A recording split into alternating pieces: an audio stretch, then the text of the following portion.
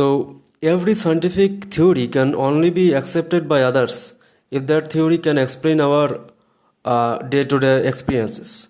Now, in last class, students, we had learned about the Planck's quantum theory of radiation. Now, in the following slides, we will know why this theory is so important. Now, today's topic is photoelectric effect. Now, what is photoelectric effect? It is just an observation by scientists. So, the photoelectric effect is nothing but if you take a metal and light falls upon that metal surface, we notice that electrons can ejected out of the metal surface.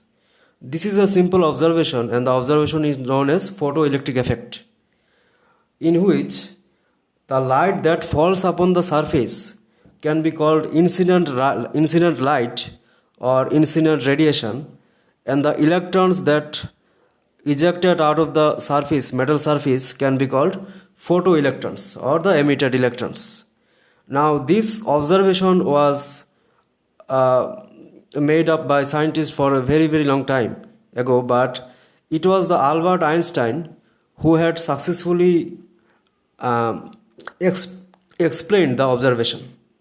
Now, what Einstein did, he explained this photoelectricity or photoelectric effect by the use of Planck's quantum theory of radiation, which was discussed in earlier class. So, in earlier class, we learned that the light is built up of wave packets or energy packets. These are the discrete quanta of energy called photons, and each photon will carry energy equals to h nu, where nu is the frequency of the emitted photons. Now, watch this video.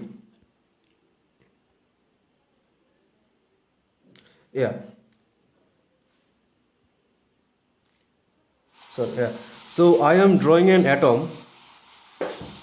Here is the nucleus of that atom, and there is an electron E which is revolving around the nucleus.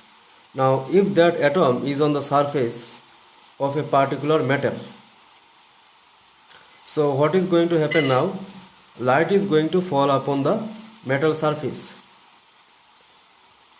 So, of course, there will be a source of light. Let the source can be sun or whatever. So, the light falls upon the electron of the atom on the surface. As a result, the electrons get ejected out of the metal surface with a certain velocity v. Now, we know that the kinetic energy of this electron can be half mv square.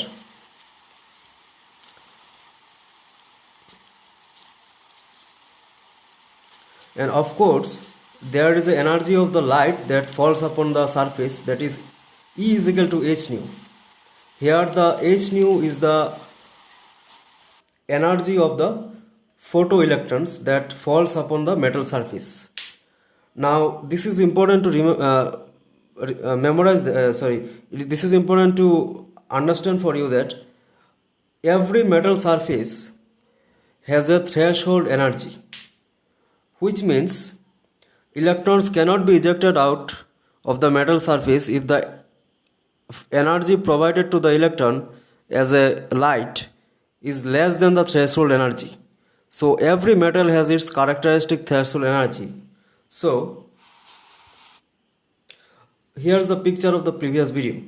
So, if h nu is the energy of the incident photons and half mv square is the kinetic energy of the photoelectrons, now if we minus the kinetic energy from the energy of the incident photons, there is an energy which is required to eject the electrons out of the metal surface. Now, that energy is called the work function. So, work function is a threshold energy, which is the minimum energy which is required to eject an electron out of the surface of a metal. So, let me repeat this again. Light falls upon the metal surface with photons equals to h nu, which is the energy of the incident light, and the electron absorbs that energy. Now, after absorbing the energy, electrons gets ejected out of the metal surface. Now this process has two parts. First, the electrons breaks the attraction force of the nucleus, and after that it attains a kinetic energy. Now, whatever energy is required to break the attraction force between the electrons and the nucleus shall be called the work function or threshold energy. And the surplus energy, after attaining the threshold energy, if there isn't more energy left, that energy can be converted into the half mv square or the kinetic energy.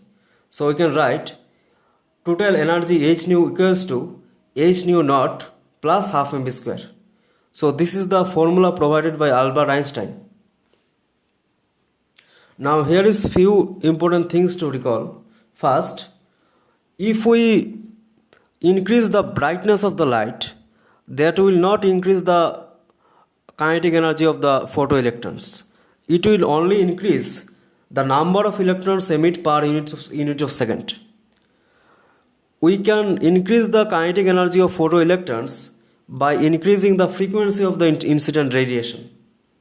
So the maximum velocity of the kinetic energy of photoelectrons depends on the frequency of radiation, not on intensity. That is, kinetic energy increases with the increase in frequency. So here are some homeworks. Light of wavelength 4000 Armstrong falls upon the surface of cesium, which is a metal. You have to calculate the threshold frequency of cesium if the maximum kinetic energy of the electrons ejected out is 6.9 into 10 to the power minus 9 joule. So you have to use this formula, h nu minus half mv square is equal to h nu naught, to solve the problem. And there is another graph. The graph is you have to draw two graphs. First, the kinetic energy of the photoelectrons versus the frequency of the absorbed photons. And the second graph you have to learn is that kinetic energy of the photoelectrons versus intensity of the light. Now here is the rules of homeworks which you must follow, and I have said this in the earlier class.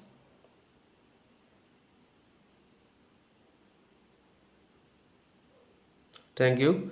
In the next class we shall learn the wave matter duality.